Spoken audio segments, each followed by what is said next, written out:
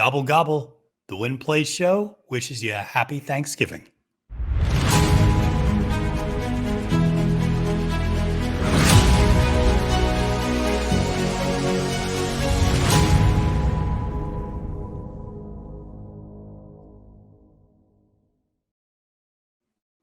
Salutations and welcome, horse racing fans. My name is Matthew DeSantis. You can find me on Twitter at the handle @FailToMenace. And welcome to the Win Play Show, a program devoted to horse racing and handicapping that is proudly part of the Trust the Profits YouTube page. Make sure to follow and subscribe to Trust the Profits on YouTube. Make sure to check me out on Twitter at the handle @FailToMenace. And make sure to like and comment below on this video. We have a ton of additional coverage for you this week. We have previews of the Clark coming up, the big race with Rich Strike, of course. We got Doubling Down. I think Colin's going to be doing some stuff this week as well. So even though it's maybe a little bit of a downtime for horse racing, Trust the Profits always has you covered. Multiple shows every single week, different personalities, different perspectives, different approaches to handicapping horse racing. But at the end of the day, it's all there to keep you informed and to keep you winning at the track. So the Win Play Show, if you're just tuning in, what is this all about? We're trying to keep you updated with the latest news in horse racing across the industry, whether it's race recaps, trainer news, jockey news, race previews. We got it all covered here at the Win Play Show. Additionally, after Thanksgiving, we got a bunch of great interviews lined up with different figures in the horse racing industry. But there's a ton to get to this week. Obviously, recapping a big week from the track that just took place. And we'll start off with a horse that is generating a lot of controversy and a lot of buzz. And that is, of course, the Justify filly, Justique. Justique is trained by John Sheriffs and is a horse that some people, because of that connection to Sheriffs, has compared a little bit to Zenyatta. She also has a very similar running style, coming all the way from the back, and that's exactly what she did in a stakes race this past weekend at Del Mar, where she spotted the field about 10, 12 lengths and then made that big sweeping turn. It was a one-turn, 7-furlong race, but she made that big sweeping turn, ended up winning pretty much so with ease coming for home. So great effort there from Justique. But now, why is she a horse that create some controversy? Well, for a couple of reasons. One, she has this very alluring running style. I'm a sucker for deep closers. You give me a horse like Oviat Class, which a lot of you probably don't remember, but a horse that was on the Derby Trail for a half a second as a 2-year-old last year. That's a horse that I just loved because he had that big, deep closer running style. It reminds you of Mind That Bird, right? Reminds you of Zenyatta. Those big sweeping closing turns, always exciting, always thrilling, I think. And so a horse like Kathleen O, who we're actually going to talk about a little later in this episode, has a very similar running style in that regard. But here's the thing. As excited as people get for her, people get excited about the pedigree too with Justify, but the speed figures don't match up to the performance on the track. So her maiden was this kind of big, splashy maiden debut. Everybody thought she was going to get this huge speed figure. She got an 88. Now, granted, it was a 5.5 furlong sprint. Then she stretches out to a mile and a 16th, doesn't really deliver at that point, finishes third behind And Tell Me No Lies, who went on to run in the Breeders' Cup Juvenile Fillies. And then comes back here at 7 furlongs, kind of splits the distance. Like I said, ran at 5.5 furlongs first time out, 8.5 furlongs second time out, splits the difference, runs a one-turn 7 furlong stakes race this last time out. Everybody's excited about it. Looks great visually. Turns out she gets an 81 by her speed figure. So it doesn't exactly light up the tote board in terms of the speed figure. And that, again, creates some discussion. Is she really a 2-turn horse? John Sheriffs thinks she is. He says the goal is to move to the Kentucky Oaks next year. That's the goal. That's the aspirational focus for this filly. So we'll see. Obviously, she's going to get tested going 2 turns again. That first jump from 5.5 to 8.5 furlongs, that's a lot to ask of a young filly, a young horse of any type. And so that's a big stretch out first time. Maybe she just needed to get some more racing underneath her. Second time stretching out, maybe she'll run a little bit better. I know some people have said that running style is not going to really suit her well going 2 turns. Probably have to agree with that in a lot of ways. You have to be a very special horse to be able to pull that off, but we'll see. One horse, though, that I would encourage you to think about as we discuss Justique and as you see more buzz about her moving into next year's Kentucky Oaks is Nest. I bring up Nest for a reason, which was Nest's last effort as a 2-year-old in 2021 was in the Demoiselle, where she ran an 83 Beyer speed figure. She then came back as a 3-year-old and ran 92.97 the next 2 times out. Okay. There was a big progression from 2 to 3. These horses are unfinished products at this point. It's not uncommon to see even a good horse, a precocious horse like Justique, go out to pasture for a couple of months, have a little bit of a break now that you've run this one time kind of around Thanksgiving, maybe first week of December, then you kind of go away for maybe 2 months. And then you start coming back on the Oaks Derby Trail. It's not uncommon to see them gain weight, gain stamina, gain muscle, gain maturity, come back stronger, faster, and have more endurance than before. So seeing that sort of progression from, an 80, low 80s to suddenly a mid to high 90s is not unprecedented. And in fact, we just saw it from a great horse this last year in Nest.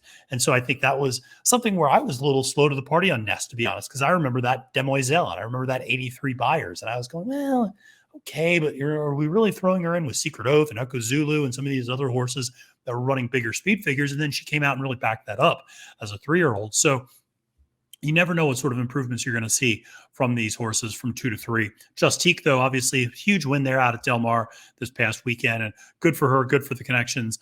She's a horse that, like I said, continues to generate a lot of buzz. She was not the only horse winning a stakes race out there. Obviously, Having a Meltdown, the Bob Baffert horse, also wins the 5-horse Bob Hope Field. And this is a nice runner.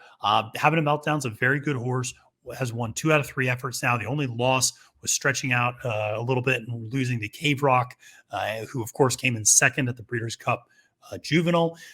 But Having a Meltdown comes back, beats Newgate, who was really the only major competition in that race, and is able to rack up a stakes win of his own now. That said, he feels like a pure sprinter. He does not feel like a horse that is going to progress and go 2 turns. So we'll have to see how that continues to go. It feels like he's a 1-turn sprint horse. That's kind of where he's going to excel. I have a feeling that's where Baffert's going to put him, because Baffert has Cave Rock. He has National Treasure. He's got a few other horses in his back pocket and that are there for the Derby Trail. So I don't think he's going to necessarily push Having a Meltdown, but obviously always want to keep an eye on those 2-year-old stakes races and make sure to check out all of the Derby Trail content that Trust the Profits has. Colin Sheehan doing a lot of that stuff. Well, another one of the big races that took place this past weekend was not just here in the United States, but we went overseas. We went to Hong Kong. We went to Sha Tin. And so over in Sha Tin, we saw the great Golden 60. Golden 60, of course, is a lifetime 16 for 18 winning with 13 graded stakes wins, all at Sha Tin. This time around, he beat one of his rivals, California Spangle, who's come in second the last 2 times out. But Golden 60, amazing horse. If you stayed up late, if you woke up early, depends on your sleep schedule. But obviously, very slow pace, was kind of sitting mid-pack, sitting a little further back, gets to the top of the stretch, and just absolutely unleashes and just shows really impressive turn of foot and just nudges out California Spangle there at the wire. So great effort there. Always a lot of fun to see the effort from those horses over in Hong Kong, see what they had at Sha Tin. But like I said, a lot of fun to watch racing from overseas. Another horse that ran overseas was Sadashi, the great pearl white Japanese horse. Came in third, came up a little short, but Sadashi, whenever I see Sadashi run, I always think of Lord of the Rings and the movie Lord of the Rings and the horse Shadowfax, who is, of course, one of the characters in Lord of the Rings. So this has been, like I said, an exciting time for some of the Asian horse racing. Golden 60, Sadashi, 2 of the best over there. And so it was fun to watch them run this past weekend. Coming back here stateside, one of the things that I always like to do is keep an eye on some of the secondary tracks, right? This is how you find out about a horse like Tyler's Tribe coming out of Prairie Meadows. Well, the Charlestown had the Charlestown Futurity this past weekend.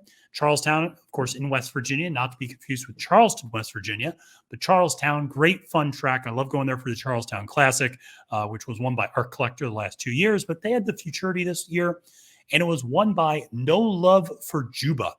And Juba is, of course, a horse that is, sire now, had several horses in this race. Actually, No Love for Juba was one of 3 Juba horses in this race. Juba's Notion, Juba's Parade, and No Love for Juba. Well, No Love for Juba got all the love at the end because he came from off the pace, really showed that he likes more distance, is going to like stretching out even more. It's like just such an impressive effort from that young colt. Really love seeing that.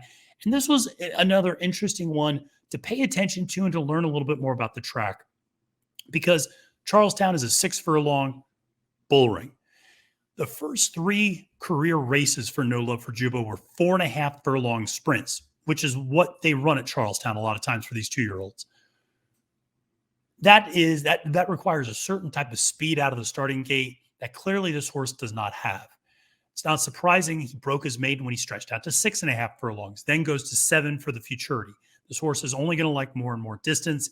Definitely a horse to keep an eye on if you're following Charlestown, if you're following that circuit. Like I said, I always love following those local circuits. You find a horse like a Tyler's Tribe at Prairie Meadows. You find a horse last year like Luna Bell at Laurel, who just kind of end up sweeping and kind of getting excited, giving people something to cheer about. Sometimes they get a shot at the national stage. Luna Bell, of course, running in the Black-Eyed Susan last year after winning, I want to say, 5 consecutive stakes races at Laurel. So, like I say, again, it's always fun to follow those young horses at the smaller tracks because you never know. Sometimes you can capture lightning in a bottle. Well, that's some of the news from this past weekend on the track, but there's always more news to cover. And so one of the big pieces of information that just came out the other day was that trainer Shug McGahee is going to get a 15-day suspension. It was originally a 30-day suspension. It is reduced to 15 days due to a lack of a record really for him in terms of positive tests. But this was the horse of his, Smokin' Tea, who came in second in the Audubon Stakes over the summer, tested positive for ace-promosine, which is a metabolite. And so as a result, McGahee will be suspended 15 days starting in the beginning of December. I think December 4th through the 19th are the exact dates of that suspension. It is interesting to see. I've seen some speculation online that we will see more positive tests for ace-promosine and other drugs similar to that as you see more and more states and tracks ban Lasix. This is, again, kind of trying to maybe do some of the same things, replicate some of the same issues. So we'll see. I'm interested. I might have a couple of veterinarians, equine vets, to come on the show actually to talk a little bit more about this.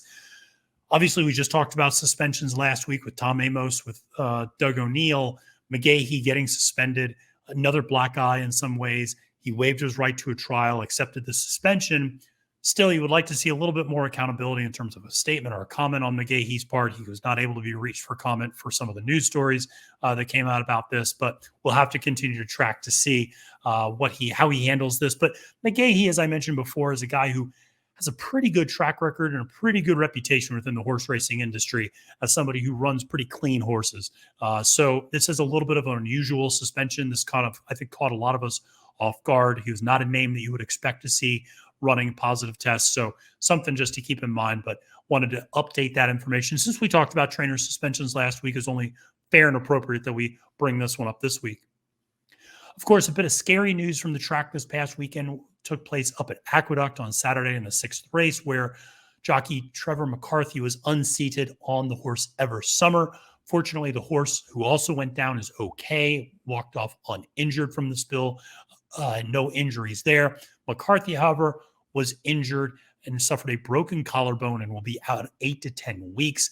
This was all caused because Jalen Samuel just kind of bullied his way through the field. Samuel, of course, was DQ'd and then will face a 7-day suspension that he will not appeal. Now, for McCarthy, he's lucky to have emerged. It was a scary spill, and so he's lucky to have gotten out of there, it seems like, with just the broken collarbone, 8 to 10 weeks. What I will say is it's a very unfortunate time for that to happen for McCarthy. A lot of the big names from the New York circuit, the the Ortiz brothers, Luis Saez, some of the other big names, they're going to be going down to Gulfstream Park for the championship meet. As a result, jockeys like Kendrick Carmouche or Dylan Davis or Trevor McCarthy, those guys pick up a ton of good mounts at Aqueduct over the winter months when, like I said, the top elite jockeys are down at the championship meet in Florida. So it's a very unfortunate time for McCarthy to suffer this because he probably would have picked up a lot of really nice mounts in the winter months up at Aqueduct. Obviously, he'll be back sooner rather than later, but still sending thoughts and prayers for a swift and speedy recovery to Trevor and hoping for the best there. The big news that came out of this, though, was the comments of Richie Migliore and others. Of course, Migliore, a former jockey, television personality now for NYRA, who all came out. David Aragona, who does the morning line for NYRA, also came out and said this, that they put a lot of this on the NYRA stewards for not cracking down on dangerous riding when it happens regularly. And the name that went unsaid in all of this was, of course, the top jockey in the country, Irad Ortiz Jr. Irad is the top jockey. No two ways about it. He's a great jockey. He can be a very dangerous jockey, though, at times. And the fact that NYRA does not punish him and kind of turns the other, turns a blind eye towards a lot of his tactics, whether it's hurting, whether it's bullying his way through, people see that. And then other jockeys mimic it because if he's getting away with it, then, well, I need to use it to my advantage. And then somebody maybe not quite as skilled as Irad uses it, and people end up getting hurt. Okay. And to be clear, people get hurt when Irad rides as well. So it's one of those things where NYRA, because they've not come down harder, like I said, Migliore and others have come out and said this really was on NYRA. If NYRA had cracked down on this, the jockeys would know you can't just bully your way through a field the way that Jalen Samuel did. But hey, listen, Jalen Samuel sees a bunch of jockeys do it every weekend. Why wouldn't he think he could do it too? And like I said, bad things happen now this time. The first thought I had when I saw this story and I saw Migliore and Aragona's comments was Michael Jordan and the Jordan rules, right? This idea that there was a separate set of rules for Michael Jordan compared to what everybody else was allowed to do. Michael Jordan could do what he wanted to do, and then the rest of the league could do what they wanted to do. You can do that in basketball a little bit. You can't do that in horse racing because every time you go out there on the track, jockeys are really putting their lives in the hands of their fellow jockeys. And so you can't have one set of rules for one class or person of jockey and another set of rules for a different type of jockey. So I think that you have to be more consistent with how you officiate this sport and steward this sport. But that's something obviously to keep in mind. So finally, this is obviously Thanksgiving weekend, and you could probably tell it's Thanksgiving weekend because I have a different backdrop behind me. I don't have my Belmont Aqueduct Saratoga picture and my Barbaro portrait behind me. I'm down at my dad's house in Greenville, South Carolina. I'm down here with my dad, my stepmom, my brother, sister, and her boyfriend for the Thanksgiving holiday. And even though it is a holiday, though, there's still a ton of racing that's going on. And one of the big tracks that's opening up this week for their winter/spring meet is, of course, Tampa Bay Downs opening up on Tuesday. And so always excited to see that. The voice of Tampa Bay Downs, Jason Beam, always a big fan of Jason. And so it's great to see Tampa Bay opening back up. I personally am a fan of warm weather racing. Nothing gives me the chills more than watching racing at Aqueduct when there's snow on the ground. So watching nice, sunny, warm Florida is always a little bit of a respite for me. Always enjoy that. It also gets you ready for the Derby Trail, right? All of a sudden, those warm weather races start coming up for those 2-year-olds. And we're already in that time of year again. Like I said, Colin has got a lot of great content for you on that on Trust the Profits. But the big grade one coming up this week on Friday, the day after Thanksgiving. You're still in a little bit of a turkey coma. Turn on the TV, check out Churchill Downs, watch the grade one Clark. And this is going to be Rich Strike's effort and attempt to get a second grade one under his belt, a second win under his belt since the Kentucky Derby, since breaking his maiden. Of course, he's broke his maiden at Churchill Downs. He won the Kentucky Derby at Churchill Downs. Now he's coming back to run the Clark at Churchill Downs. It's a grade one race. Looking over the field, I would not say it is a grade one field.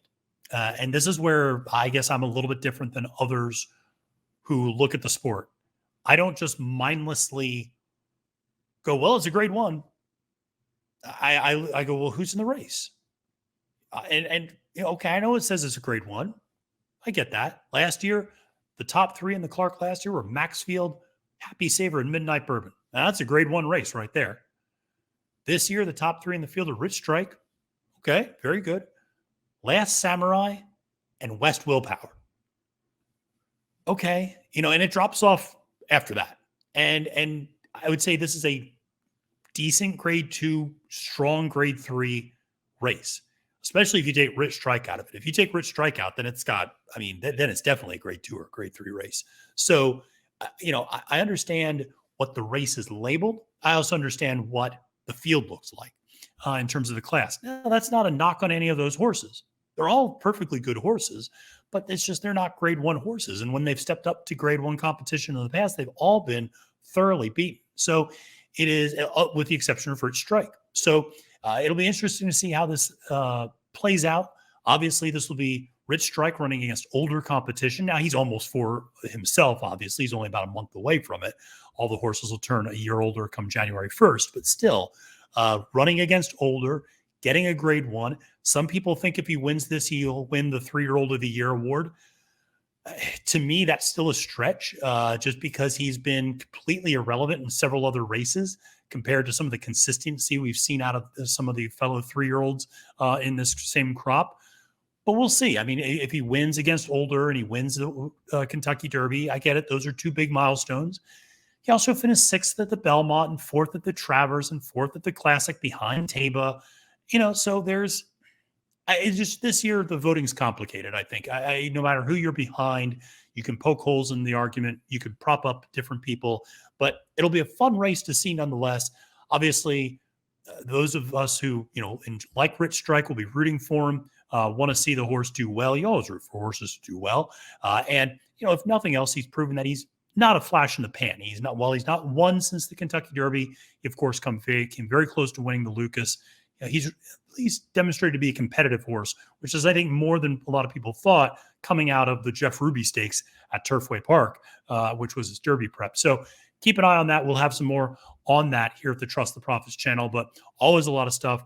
Elf Formulator is going to have, I think, a preview of that Clark coming out in the next day or two. And then finally, the race that I'm probably looking most forward to this weekend is the Cumley Stakes, which is up at Aqueduct. Why am I looking forward to the Cumley? The return of Kathleen O. That's right. The really impressive filly for Shug McGahee is making her return to the track after not running since the first weekend at May when she finished 5th in the Kentucky Oaks. Of course, before that, she was unbeaten with 2 graded stakes wins in her name at Gulfstream Park. Kathleen O's got that very alluring running style I mentioned earlier, relating to Justique, makes one big move and kind of just blows away the competition. Love her turn of foot. Like I said, she went away for a while. Shug bringing her back now for the Cumley. That's a nice field. There's a nice Pletcher horse in there, a couple of other nice horses. If you want to get more on this, check out my preview on Horse Racing Nation with Sarah L. Bodway. That'll be up on Wednesday. So we'll have a little bit more about the Cumley specifically for that. But I'm also excited because it portends the future of the Distaff division for next year. Obviously, we have Nest. We have Secret Oath who's coming back. We have Clairiere who's coming back. Echo Zulu's in the sprint division. But it would be really great if Kathleen O comes back in this division, because that just makes it all the deeper, all the stronger, all the more impressive to come back. And, we still might see horses like Society, Search Results. So there's a lot of other players potentially in that Distaff division. Seeing a horse like Kathleen O come back, that's exciting for me. So thrilled to see her return, hoping for a great return for her in the Cumley. Well, listen, that's it for me this week. But make sure to like and comment below with your thoughts on what you're looking most forward to or who you think is going to win the Clark Stakes this week. Let me know who you like in some of the other Thanksgiving Day venues. And then also make sure to subscribe to Trust the Profits on YouTube. Make sure to follow me on Twitter at the handle @FailToMenace. And finally, on behalf of Trust the Profits, a happy Thanksgiving to you and yours. Wherever you are traveling, I wish you and your family the very best this Thanksgiving season. And may your time at the track be a prosperous one. All right. Well, friends, until next time, my name is Matthew DeSantis. And remember that it's now post time.